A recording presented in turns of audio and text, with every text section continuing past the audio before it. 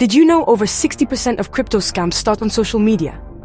Facebook is a goldmine for scammers, and they're after you. Here's how to outsmart them.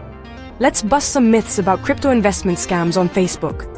First up, if it looks too good to be true, it probably is. Scammers love flashy promises. Double your money in 24 hours, or guaranteed profits. These aren't investment tips, they're bait.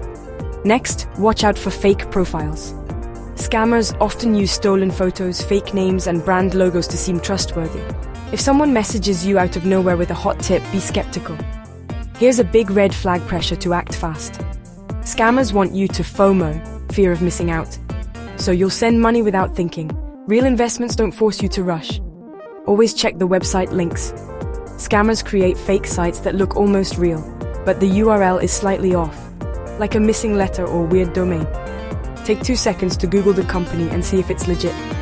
Lastly, never give out your wallet keys, passwords, or verification codes. No legit investment needs them. If anyone asks, it's a scam, period.